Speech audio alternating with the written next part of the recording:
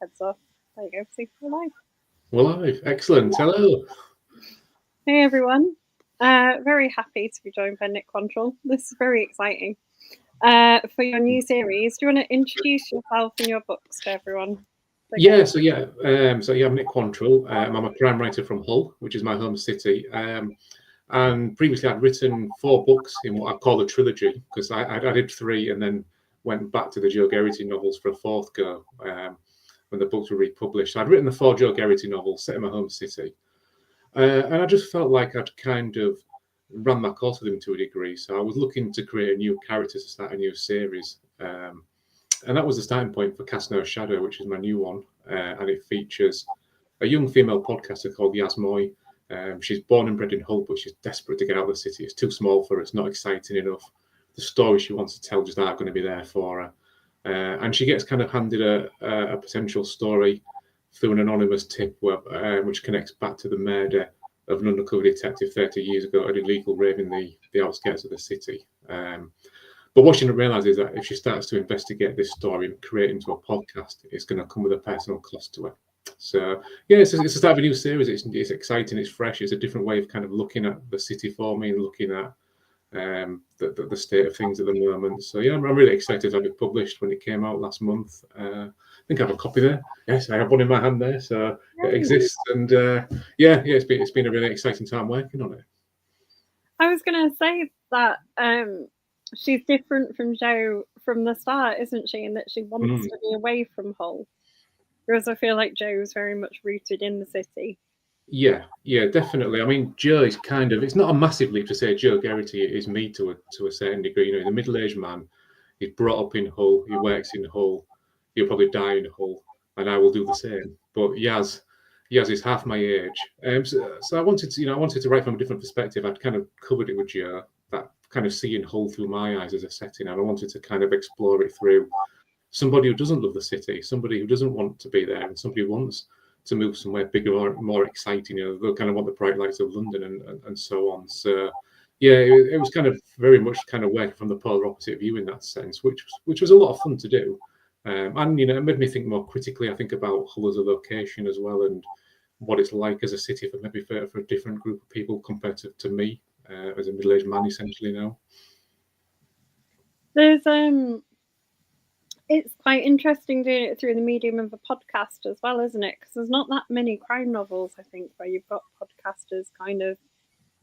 Yeah, there's definitely it's happening more and more. I think, I'm seeing other writers who are using podcasters as protagonists, and I think it's a really kind of tempting thing for a crime writer, because, I mean, journalism as we know it is kind of dying, isn't it? Slowly but surely, unfortunately, and then kind of investigative reporters don't maybe exist in the way they did before.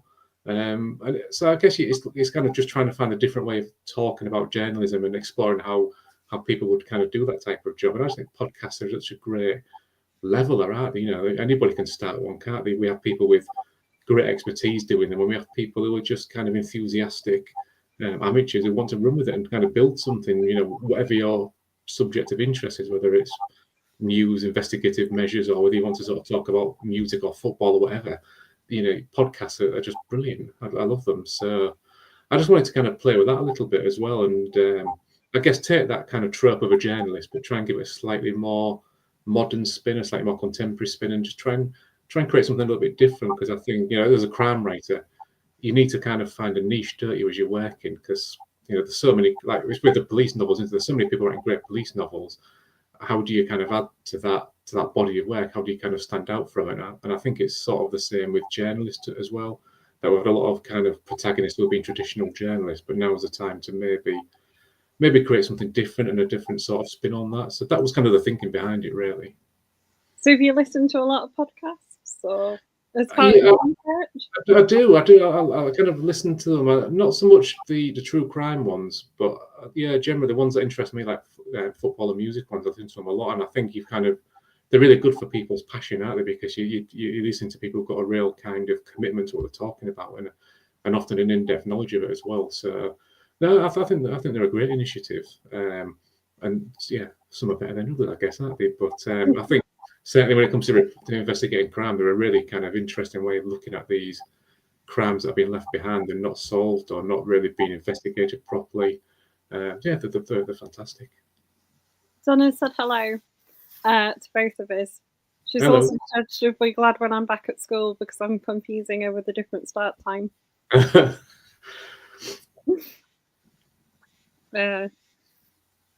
normally I'd have been at work all day. That's true. Yeah. It's quite nice not being. But then do you stop in the school holidays? You got to keep ticking over and you keep doing stuff.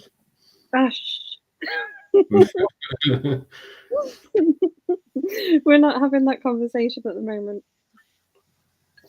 Okay. Maybe. We're having a sort of staff meet up tomorrow. A semi-staff meet up tomorrow from our school for some coffee. And then back to work probably next week for everybody, isn't it? I'm looking forward to getting some writing time back, so that'll be nice as well. I think once I get the house back quietly a little bit more on them days I've got available and get my daughter back to school, then that's going to be nice. Well, you've got quite a lot of other irons in the fire. I know we're going to go back to Yaz, by the way. We have quite a lot of other irons in the fire anyway, don't you? With all the sort of library nights and things. We spend a lot of time organising those. Yeah, I mean, Hull Noir, we started that back in 2017, essentially, and when Hull was the UK City of Culture, and myself, Nick Quantrill, who writes the great Max Lomax series, I don't know if people have read that one, and Nikki East, who runs Spellbound Books down in London. We got together and we started Hull Noir to celebrate crime within the City of Culture programme, and it became a week-long event, effectively. We had a weekend where we had 40 crime authors in the city in a hotel kind of doing panels, which was like herding cats. I'm not sure, even now, I look back and think, how did we manage to make that work? Because, I mean, you know from doing yourself these live events, it's an awful lot of work, isn't it? It's incredible what you have to do to kind of make them happen. So yeah, we kind of started in 2017 and never stopped really. We've kind of existed as a different type of event in different ways. We went online during lockdown, and more recently we've been doing a monthly night at Hull Central Library.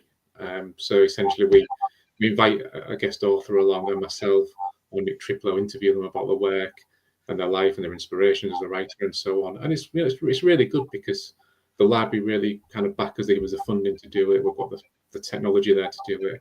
And it's just great. You know, we get to kind of program the authors that we really want to think have got something interesting to say and really kind of really good books that we want to talk about. And kind of over the last sort of 18 months, we've built a really nice audience where we're getting maybe 40 people in the room along with us, several more online on the stream. And we've got that really nice kind of core loyal audience where they'll come along, whether it's a cozy novel we're talking about or a thriller or a spy novel, whatever it is. People just want to come along and engage with these authors and hear from them and be in a room full of readers and bloggers and book lovers, which I think, you know, that's a really nice thing. It's a nice kind of community feel to what we're doing at the moment. So we're crossing our fingers that our funding continues to keep sort of rolling in and we can keep doing these things. But it does take some time and effort, doesn't it, to put these things, as we know. It does.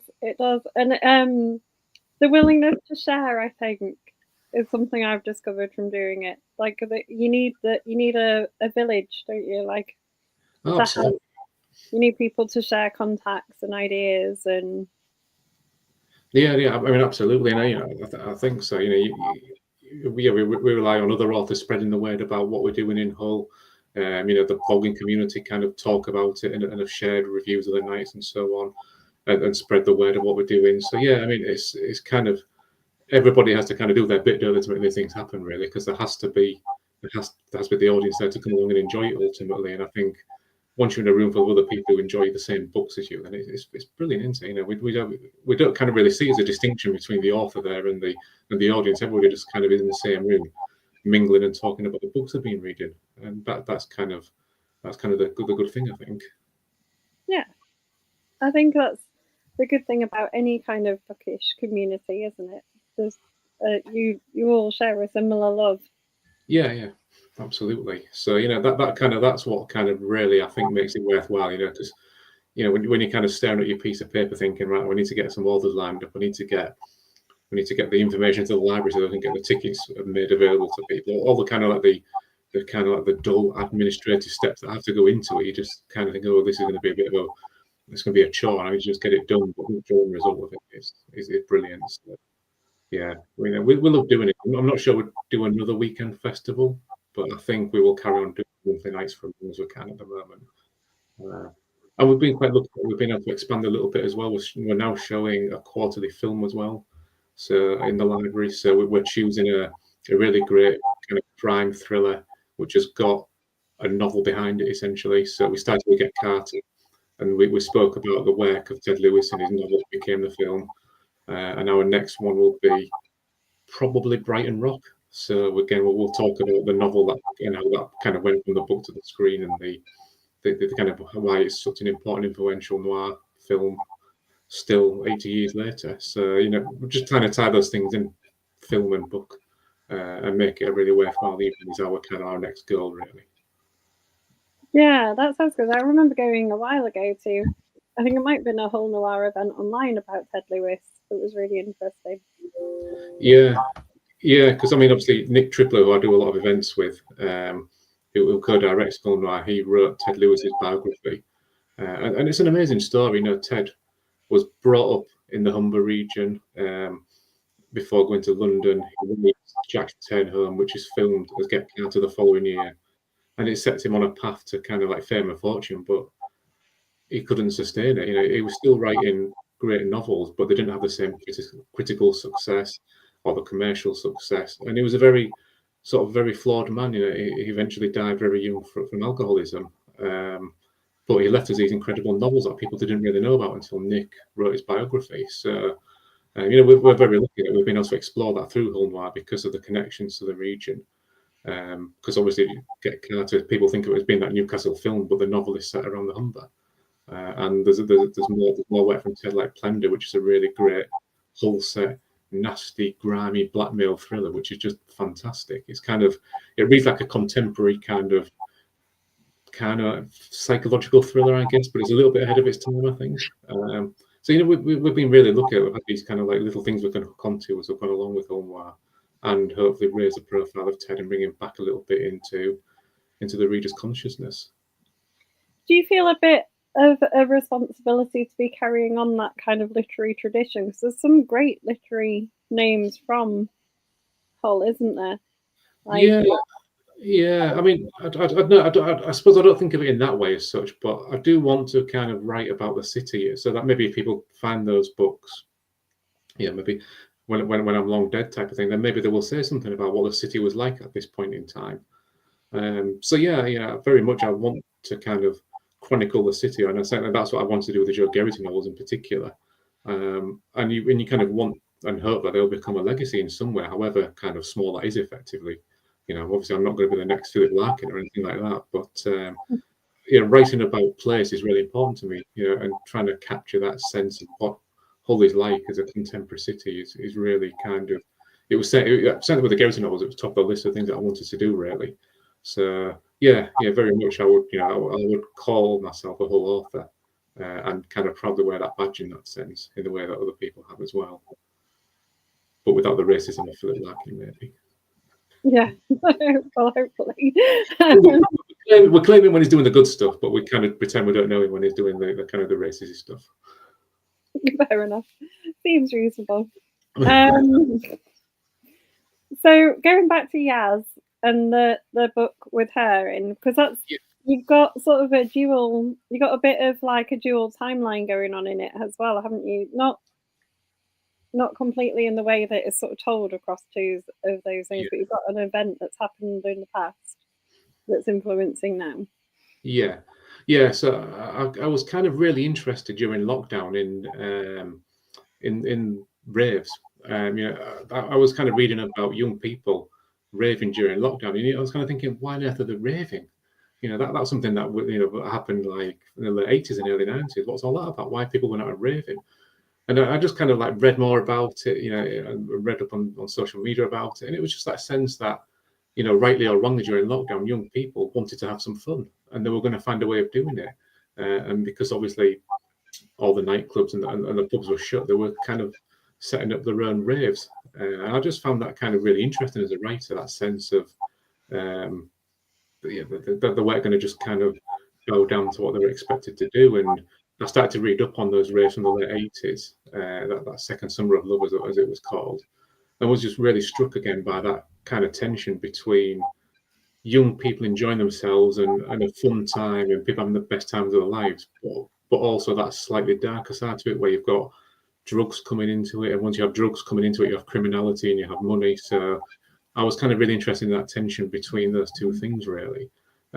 So that's how the plot started to come together. I wanted to kind of have my detective die at one of those raves. I could start to kind of look into what would have happened back in the time period in the late 80s and early 90s at a rave, and just kind of just kind of explore how that might resonate 30 years later down the line when I was writing this book.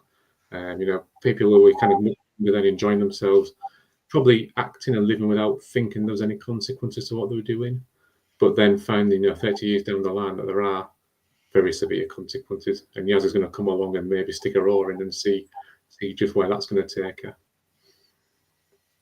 That's the thing that I really liked about it, as well as like the sort of wider impact that she's having on everyone around her. Mm-hmm. And then you've got all the great kind of characters that come into it as she's going through and investigating that are like really, you don't know who you like, want to love or hate as you go through. No. I think in my novels, I particularly I've steered away from having, I guess, that one bad sort of antagonist in the story where, whether it's Joe Garrity or whether it's Yaz Moy, they'll end up going against one person who is kind of very distinctly a bad character and a bad actor. I wanted to kind of draw on a wider scale in that sense. I wanted to, where everybody would maybe be not necessarily black or white, but there would be grey. There'll be kind of they'll have their own reasons for doing what they've done in the present day and 30 years ago. I very much wanted to kind of bring that sense of a wider picture in, but have those people as maybe ones you can't trust because you don't know what their motives are. But yeah, I think you kind of have to accept that not everybody is a good guy, not everybody is a bad guy, are they? And that's kind of the way things. That was very much something I wanted to kind of capture in the novel, really. I think I can't remember who it was who said it, but I think every character in a novel is the star of it in their own head, aren't they? Whether they're the good guy, the bad guy, or they're just a kind of mind a walk-on character, they are the star of their own story. And I think that was something I tried to keep in my mind as I was writing, the sense that everybody has their own motive for doing what they do in the novel, and that was kind of what really drove it forward in that sense. But I think that's what makes literature come to life for me, is like those sort of people that you can really believe, that come across as very real. And I think you get that more when they are like that. You don't have it painted as a like really starkly obvious. This is Yeah, no, I know very much so. I think that's probably comes from the stuff I like reading as well. I love novels by, I would pick people like Ian Rankin, all kinds of writers like that. I guess those who write about places. I love the Graham Haley novels that were set in Portsmouth, which I don't think he's writing them anymore now. He's writing World War II thrillers instead, which is a shame for me as a reader. People write about places and kind of write on a kind of like a broad canvas in that sense. Nick Quantrill, who I do Hull Noir with, his novels, which is set in South London, are fantastic for capturing people and place. And I think that's kind of really important in crime novels. And that's kind of what interests me as a reader and a writer, essentially. Have we got some questions on the stream? Okay. You can probably answer Sarah's one really easily. She says, if you found your best location for a book, where would it be? My best location for a book, where would it be? Oh, what? Am I not allowed to say Hull? I've got to try and say something different. No, well, I think you can say Hull if you want. Yeah, well, I think I am working on a novel on the side of the moment, which is mainly a London set novel, which is kind of a challenge to myself in the sense that the people in it are from Hull, so I can't quite escape. I can't quite let it go in that sense. But yeah, I don't know. I just love writing about Hull because I live there as well, and that sense of being able to kind of bring it to life because I live there is so tempting. And no city stays the same, does it? Everything is constantly changing and evolving. So yeah, at the minute, I just like writing about my own city, but I guess I'm enjoying writing about London as well because it's difficult getting under the skin of something, isn't it? If you don't kind of live there, and you don't work there, you don't kind of walk in the streets all the time. That's the problem, I think, as a writer. So I mean, I'm kind of doing fine with maps and with Google and visiting and so on. But yeah, am I going to be able to bring it to life? That's the challenge, I think, for me as a writer on that one. But yeah, I think I'd maybe like to write something in America as well at some point. I mean, just writing something in New York would be quite fun. But I think it's trying to find something new to say about a place until you write about it, and that's the difficult thing. If you write about a London novel, it's like I'm competing against other writers who write so well about the city as well. And at the minute, there's not too many people wanting to write about Hull, so I think I'm all right. I'm on safe ground at the moment.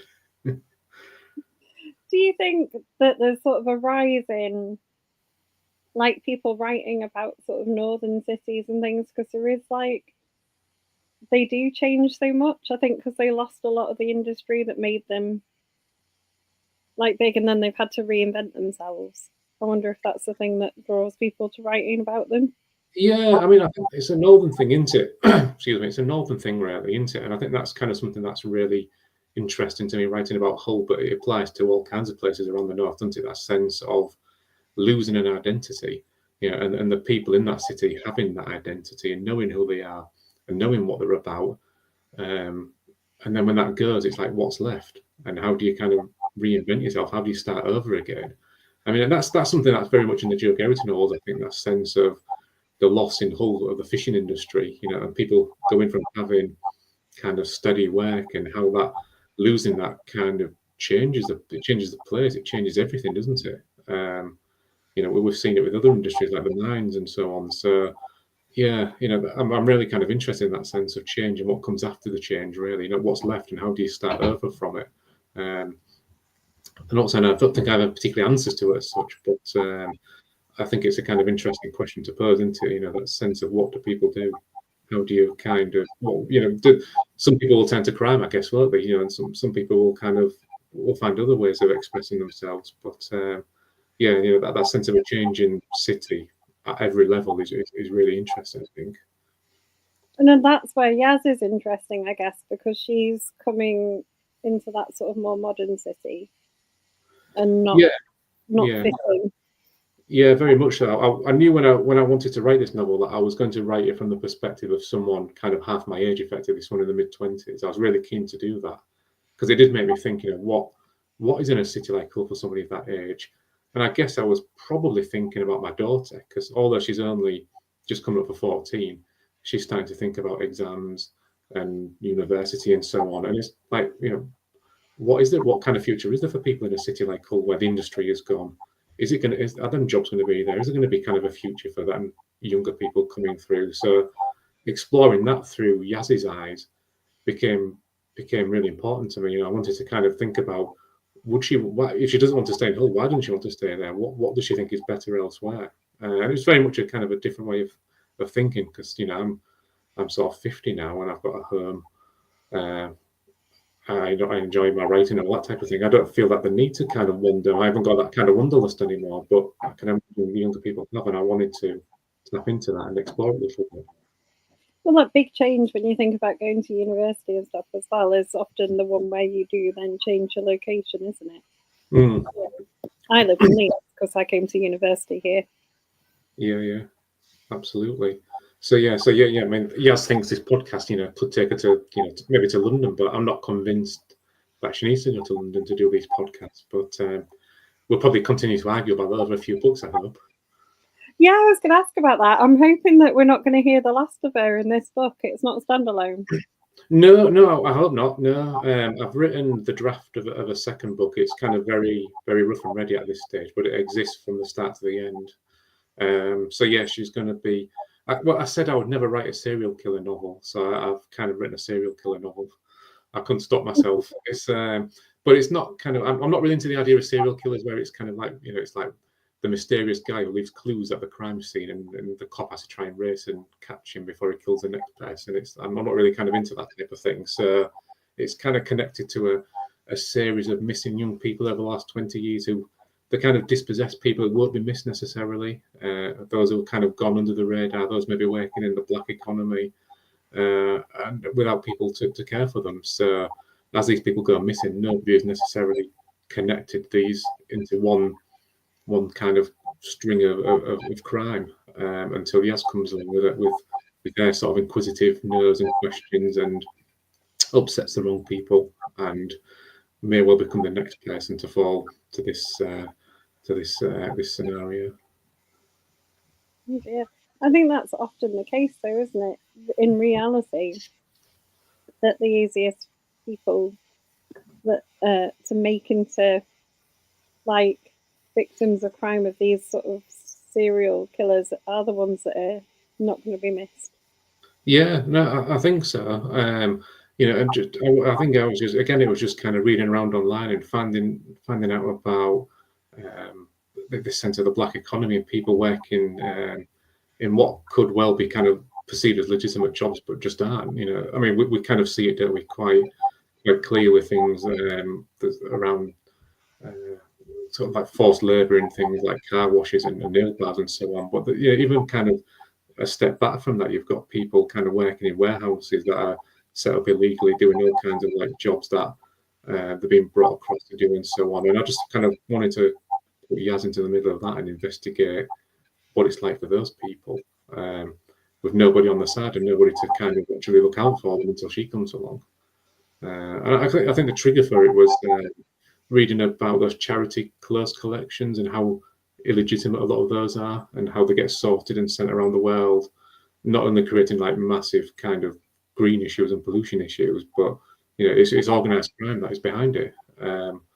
And it's kind of just one tentacle of what these people do. It's not just about drugs and people trafficking. There is a lot more insidious stuff going on there as well. So I wanted to sort of explore that a little bit and just because it's kind of undocumented as well, you can use your imagination as well and kind of really think, what would it be like in those type of places and how would it feel? So that Yaz just felt like a really good tool to investigate that for me. And extending out into the areas around Hull, you've got a lot of like the rural kind of settings and things, haven't you, with the like people who yeah. I mean, it is picking labour and stuff can not always be completely legal. Yeah, I think with the Geraghty novels, they're very urban novels. Everything happens within Hull, but if you're in the centre of Hull, you can be out in the wolds or the moors within an hour. You can be at the coast within 30 minutes. It's an incredible kind of landscape that's kind of accessible within an hour wherever you are. So I just wanted to use that a little bit more in this novel and take advantage of those great big open fields and derelict buildings where all kinds of things could go on. So yeah, that was very much a deliberate decision to be a little bit wider in the scope in that sense and use the wider area to sort of like to benefit the story. So yeah, that was kind of fun to go out and about as well, just trying to find some spots that I thought could be useful. And, when you're kind of looking around and thinking, look, let's maybe stash a body there or a body there, and dragging around a teenage child, I think, is the most embarrassing thing in the world ever. I thought she might have enjoyed trying to find places to hide bodies, or yeah. Apparently it's weird. It's just weird. So I think I'm just left to it now. It's just down to me to find the murder sites, really. Donna says, how do you keep track of all your characters and how do you go about making them unique? Oh, good question. I mean, I don't think there's probably not a huge number in the novel, is there really? But I think it's kind of, I guess you do. It's just kind of. I like spreadsheets, although I like it more for planning and moving ideas around and trying to get the structure of the novel right as I'm working.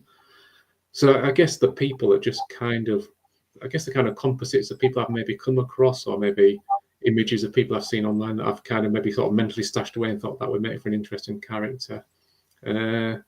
So yeah, I think I don't think I deliberately keep track of them in the sense of I have any kind of like document that tells me anything about them. But I think as you write the novel, they start to come to life as you're writing it. It maybe takes 2 or 3 drafts for that to really happen. But yeah, I think it is important, isn't it, that they're not all the same, that they are different people, and that comes from their own characteristics and their own background as I kind of create it. But yeah, I'm not one of those people who has like a document detailing everything about my characters down to the shoe size and the eye color and things like that. I think I remember reading in the author's notes for this one that Yaz was based on some real. Yeah, that's true. Actually, yeah, the creator by some real people. Yeah, there was two people who became really important, because when I started to write the novel, she was relatively kind of indistinct to me. I couldn't quite kind of picture her. I couldn't quite bring her to life in the way I wanted to. And then it was kind of, I guess it was just kind of almost like luck, I think. But I think as a writer, you're always open, aren't you, to kind of things that you're reading about and taking in. And I came across the work of a journalist called Lara McKee, an Irish journalist, who was a young woman writing. She was writing for some of the mainstream publications, but she was also writing for independent websites. She was doing podcasts. She was creating her own way of doing journalism, and I just thought that was really kind of inspiring and kind of exactly what I wanted for Yaz. But unfortunately, Lyra was reporting on. She was from Londonderry, and she was reporting on some disturbances in the city, kind of post Brexit, and there was a riot in the centre, and she was killed. There was guns involved, and she was shot accidentally by these people. So we kind of never got to see her full talent flower in that sense. But just that spirit that she had and the way she was approaching journalism was really important to me, thinking that's kind of what I want Yas to be like. And then the second part of it was seeing a photograph of a counter protester called Sophia Khan, who was. It's a very iconic photograph. If you put Sophia Khan into Google, the picture comes up straight away. It was taken about 10 years ago when there was a protest by the far right in the Midlands against the Muslims, and she was there as a counter protester. And there's wonderful picture of her stood against the protester. They're looking at each other. He's kind of looking slightly up at her because he's quite small, and he's kind of snarling, and you can almost kind of see the drool come out of his mouth, and he's just consumed with anger that she stood there, not having any of his nonsense from him. And she's looking down on him with a smile on her face. And it's a really kind of cool, knowing smile that just says, I'm worth 10 of you, mate. I know exactly what you are. I know exactly what I am. And she's got this like cool denim jacket on with all these like band badges on it and stuff. And she just looks like she just looks really cool. She looks like she absolutely knows what she's about, and that she's not having any nonsense from this far right protester. And it's just a brilliant photograph. And I just wanted to capture some of that spirit in Yaz. I just wanted to kind of bottle what she was about and put into Yaz. And it was those two things that came together that really kind of helped me form how Yaz was in my mind as I started to write that novel. Particularly as I went back and drafted it for like the second time around effectively, and I could really kind of try and bring it to life a little bit more. I kind of liked Yaz's. I don't know if she's like a sidekick or a nemesis or a frenemy, but the other one who's like more of a traditional reporter / author. He kind of gives her inspiration and prods her on. Yeah, she's kind of like a mentor, isn't she? I think to her more than anything. That's how I kind of perceived her to be. Was more so I think Yaz is quite young. She's very headstrong. She's probably a little bit naive as well. I think she sees the world in very black and white terms. Certainly at the start of the novel, where she thinks there's nothing can touch her. She's going to tell the truth, and that's how it's going to be until she realizes that there is more to the story and it does impact on her own life. But I felt like she needed someone around her who would be a little bit more experienced, a little bit more grounded, and I guess different is the way of thinking of it, because I think that's how crime novels really work, isn't it? When you've got characters who oppose each other a little bit, when they're not going to agree with each other all the time, when there is a tension between them. So that was kind of the thought of giving her somebody who she could kind of go to for help and advice, but would also call her out at the same time and tell her when she's not doing things correctly in that sense, and maybe make her just take a step back and reassess what she's doing and how she's acting. So that was a kind of important kind of tool for me as a writer to use, I think. The other question I wanted to ask you from reading it is, I know you kind of finished the story of what she was investigating there. Uh-huh. I'm wondering if any ripples continue into the other books, because I feel like there's probably. Mm-hmm. Yeah. Without saying too much, so I don't give anything away. But because I want it to be a series, I did want to kind of plant in those little threads and those little seeds where things that have happened in book one will come back and impact on her. Now she knows a bit more about herself and her own background, shall we say, that yes, there will be repercussions, because I think characters have to change, don't they, as you go through a series. They can't just stay the same all the way through. They have to be impacted by what's happened to them. what they've seen and what they've done. So yeah, that was very deliberate. I wanted to lay a few little sort of trails towards the end of the book that I will pick up again in the next book and explore again, and maybe then and just keep carrying on forward, I think, and just see how she reacts to certain things that happen to her throughout the books. Good. Donna, this kind of feeds into Donna's question that she asked you, which was, have you hidden any Easter eggs in your books? Oh, not Easter eggs. I don't know. Not deliberately as such, but I did. One of the Joe Garrity books, I did make the decision to put all the good guys to be ex-Hull Kingston Rovers players and all the bad guys to be ex-Hull FC players, which, if you know anything about Hull and that kind of split between the two rugby teams, it was probably a bit stupid of me to do that. So I did get a few people kind of tutting and sort of sending me emails about that. But yeah, so that's probably kind of the nearest thing. I don't know about Easter eggs as such. There's nothing in the new novel that spills over from the Joe Garrity novels, I don't think. The two worlds don't really collide in any real sense, but I suppose they could do, couldn't they? She could find herself just kind of coming up against him for some reason or needing his help in some way. So yeah, the idea, maybe I should think about putting some Easter eggs in and seeing if I can have a little bit of fun with those. We were having a discussion in our house the other day about the fact, well, my parents' house the other day actually, about the fact that Hull is kind of one of the few northern cities that still has that really big local rugby sort of derby. Yeah, it does, and I think, I mean, I am more, my sport of choice is football rather than rugby league, but I'm just fascinated by the impact of choosing when you have two clubs in one city and you choose a side. I just think that's really fascinating, and it was kind of really interesting when I started to think about it more, that when Hull had the fishing industry, the split between the two clubs was east and west. So the east side of the river would be the people working on the docks who would support Hull Kingston Rovers, and the actual men who went out to sea on the trawler boats would be to the west side of the city and would be Hull FC supporters. And then that kind of broke down when kind of the old terrace housing around that fishing industry was demolished. Those people were dispersed to like brand new built council estates.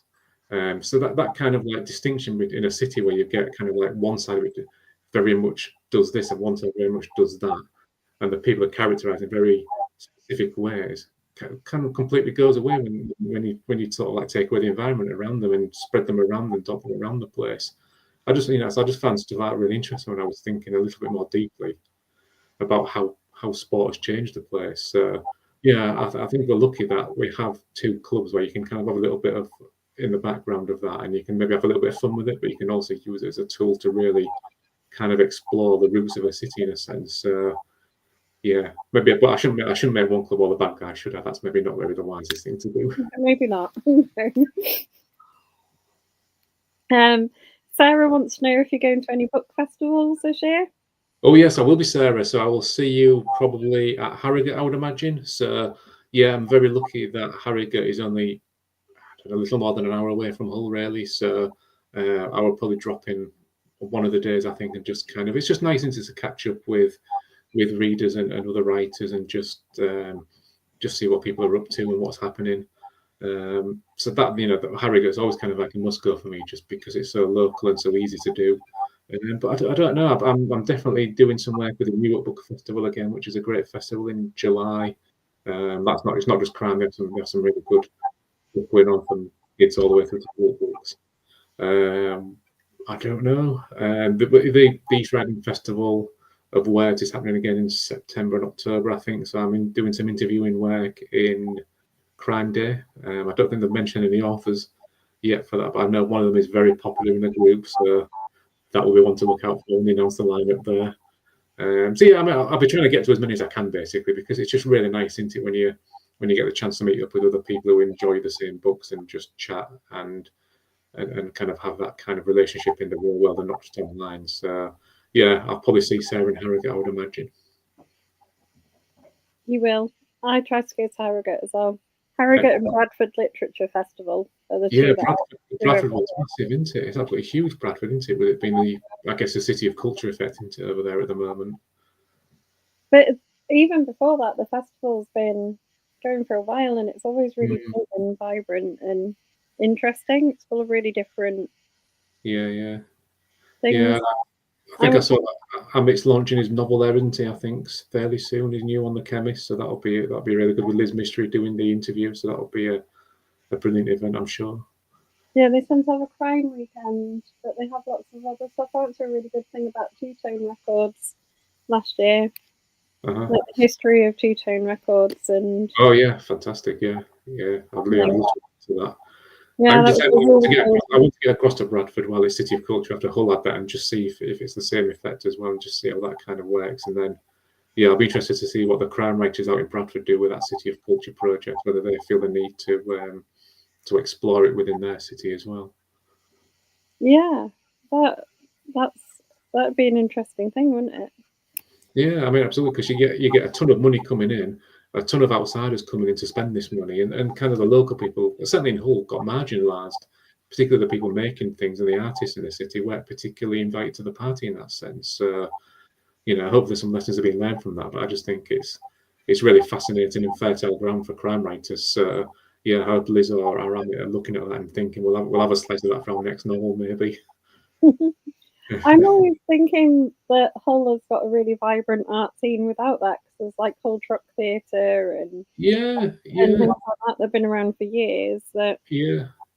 I mean, I think it probably comes down to the fact that Hull is such an isolated city, isn't it? In the sense that you don't pass through it, you need a reason to come. Where, like yourself in Leeds, people pass through all the time, don't they? Whether you're literally just in and out when you're going somewhere else on the train, but people come in and people go out. But Hull doesn't really go like that. So I guess we have to make our own fun. So for us, that was creating Hull Noir and kind of creating our own events and doing what we wanted to do. But yeah, people like Louise Beach have obviously come straight through, haven't they, and done some brilliant books and have really kind of driven the city forward in that sense and helped kind of put it on the map. But yeah, you're right. Places like Hull Truck are just such long-standing institutions. I think it's the isolation that people feel that they can just get on with what they want to do in the city because nobody's passing through. You don't get influence of what's happening elsewhere coming in and affecting things. It's people doing what they want to do for the sake of doing it, and I think that's kind of quite a powerful thing, really. It's certainly, I think it is for us as Hull Noir that we just kind of march to our own beat in that sense. We don't kind of look to London to give us the authors. We're trying to get those authors that we want to talk to and make it happen on our terms in our city. I think the Hull Truck Theatre was one of the first things I ever knew about Hull. It's what, sorry? I think Hull Truck Theatre was one of the first things I ever knew about Hull. Yeah. It really punches up its limit. A bit about like the fishing heritage, because my dad worked on trawlers for a bit. Yeah. From Hull. Yeah. And then we've got Chris Beckham writing those books about them as well now, haven't we? So people are starting to hear their stories and read their stories an awful lot more now. But I didn't know anything about it then until sort of I came back here for university and started travelling to Hull on a fairly regular basis. Yeah. I think that's saying you had that reason to come, didn't you? And I think that's kind of what the city needs in that sense. But maybe it doesn't make it maybe not very multicultural or vibrant in some ways, but it does give you some other benefits. I think it gives you that sense of people who will just get on with things and do what they want to do on their own terms and explore what's important to them in a place. So I think it's pros and cons in that sense, but maybe that's kind of the argument I was having with Yaz. I think in my head, wasn't it, that she's maybe like the city's not exciting enough for it. It's not lively enough. It doesn't have that interaction of people coming and going and bringing different ideas in. But for me, I think it can be a strength as well. I guess in the sense for Yaz, though, in discovering stories and things, maybe you can see how it would limit her. Yeah, it can, but I guess as a writer, the challenge is to find those stories into it. And I think what I really like about Hull is that small men can become big men quite quickly. Because it is a very, say, it's isolated and it marches to its own beat and it has its own rules effectively. It doesn't take a lot for people to be able to kind of get the hooks into the money and into the political side of it and really kind of elevate themselves in a way that they won't be able to elsewhere. And these men can be quite, I think quite unpleasant and nasty, but that kind of creates really interesting opportunities for someone to go and dig some stories up. So I think there will be stories that Yas can tell in this city, even though she wants to leave. I'm not sure I'm going to let her leave yet. I think I'm going to make her stay for a bit. Do you think that all of the books in the series with Yas in will have her in Hull, or do you think you'd expand out? No, I think I probably would ultimately like to expand out, because being a podcaster, you're not tied to a place, are you, in that sense? So she could, but I guess the challenge is that she has to feel there has to be a reason that she would go and tell a story from another place. There would have to be some kind of connection that would make it work in terms of her motivation. So yeah, I think I would like to take her out of the city and see how she gets on in that scenario, whether she feels she's right or she's wrong in what she wants, or whether the city will draw her back in some way, whether it will have its hooks into her and she can't quite leave it behind. But where that other place would be, I don't know. Maybe abroad. Maybe. Yeah, I really like when I've been out to Iceland to talk there at the festival, and I really think Iceland and Reykjavik are fantastic cities, and they're twinned with Hull as well. So maybe she could go to Reykjavik. I think there's kind of a lot of parallels between the two places. So yeah, there could be something there. Maybe I'll make a note of that when I finish. And then you could have a research trip there. Exactly, that's what I'm thinking. It's tax deductible as well, isn't it, as a writer? So it's perfect. It's just the shame it's so expensive to go there. Win all round. Yeah, but it's so special, isn't it? It is. Remember going to Reykjavik, and it's like Iceland's like nowhere else on earth. I think it's like this weird, because it's so easy to get to, but it's so different. You always feel like you're in a different planet at times. Yeah, I think so. I think when you come out of the airport, it does feel like you're on the moon in some way, doesn't it? Because it just it's this kind of like landscape that is almost like craters, isn't it? It's like nowhere else you've been anywhere. But Reykjavik is a twin city of Hull, and there is that shared history of the fishing industry there. Not always a harmonious relationship between the two places, but I think there's a lot of common ground there, but also really interesting differences that, if I could, with people coming and going between the ports in the two cities in the 60s and 70s, there's probably every chance that something could have happened there. People could have crossed paths and things could have happened. So, yeah, I may send it to Reykjavik. Who knows? Yeah, she could get invited out there to investigate something, maybe. As well, actually. If the podcast takes off, which it will do after this first book. People are going to listen to the first one because she uncovers some juicy things. Yeah. So I suppose even now, as I'm just kind of like making this up at the top of my head, actually, and go to Reykjavik, it still connects back to Hull, doesn't it? I can't quite shake that off. So I guess that connection will always be there in the novels. There'll always be some part of Hull in the novels, even if it's not necessarily primarily set there. I think it will still influence the novel in some way. Wherever I kind of write, I think the city will still be there in the background. Do you think there's a thing about that, like an isolated city or a city that's really known for sort of particular things? I'm thinking I spent quite a lot of years in Stoke-on-Trent, which has got a very pottery vibe. And like even when people leave it, you can still tell someone's from there, if you know what I mean. Yeah. You take a bit of it with them. I don't know if there's a sort of a deeper rooted identity. Yeah, it is. It's kind of like perverse kind of sense of, nobody can slag places off like Hull apart from the people who live there. We don't accept it from strangers, but we'll do it ourselves. There is that kind of like slightly perverse element to it, isn't there? So I guess in some ways that the city does have its tentacles into me in a way that I can't shake off and I can't seem to break away from. And I guess that kind of then reflected in the fact when I'm writing about the city in some way. So yeah, I would imagine that other writers must do the same as well in cities that are maybe not perceived as being, metropolitan and glamorous and so on. But yeah, that's very much how it feels to me, that there is that kind of sense of balancing the love of a place and a kind of criticism of the place, in a sense of of being able to look it in the eye and realize that it's far from perfect, but it's still fascinating and it's still a place that I want to live and explore. I don't think any place is perfect, though. No. We were having this discussion the other day. It's like there's no one area or one place that's ever perfect. There's always some good and bad bits about it. Oh yeah. I mean, Hull has, as well as these kind of pockets, of not really pockets, but has like big areas of deprivation, and and it's kind of perceived, isn't it, on a wider basis as being a dump by a lot of people. When you go slightly to the outskirts of the city, there are really affluent areas. Really, people with lots and lots of money who have kind of stationed themselves just outside of the city boundaries. But the suburbs of the city are really affluent. They are powerful people in powerful positions and powerful jobs, and that's a gift as well as a right, because you've got the tension between different social groups who are essentially living in the same city, in the same area. And Hull has that in spade load. There's great wealth and there's great deprivation, which for me is fascinating, and really something to dig into and use in the novels. I think my mister said that he used to go to school past John Prescott's house or something. Okay, who said that? Sorry.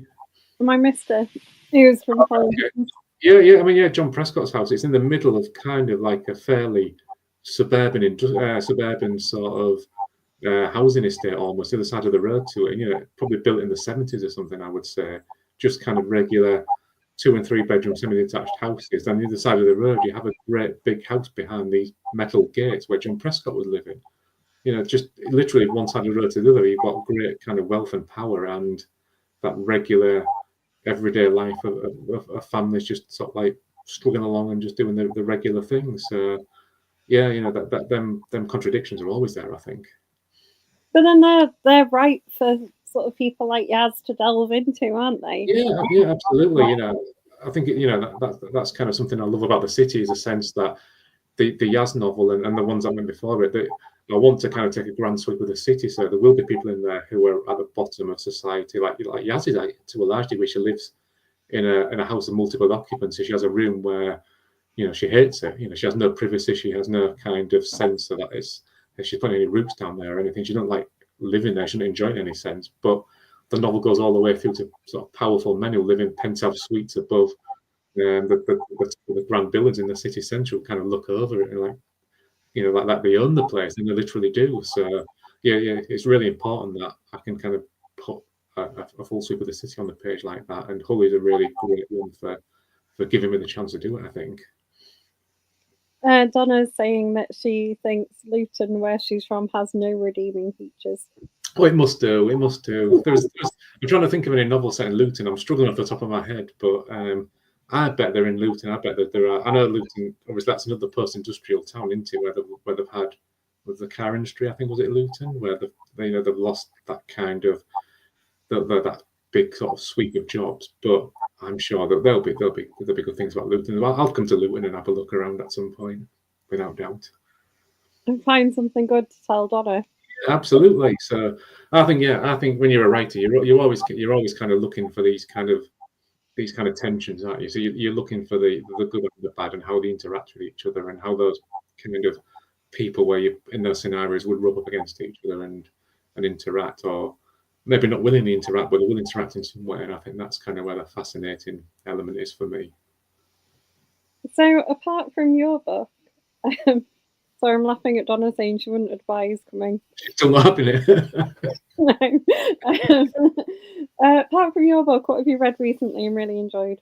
Oh, good question. Well, the last book I read wasn't actually a crime novel. I tend to read nearly exclusively, I suppose, crime novels, but I've just finished reading John and Paul by Ian Leslie, which is an exploration of the Lennon and McCartney relationship, and that kind of it's a brilliant book, because it's kind of like an entry-level book for people who are that interested in the Beatles, but it's also full of really interesting theories and ideas for the nerds like myself, who are absolutely obsessed with a band.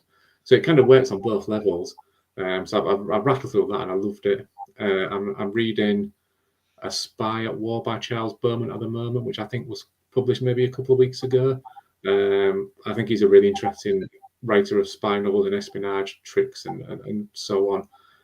So I've just I've maybe read about 30 pages of that.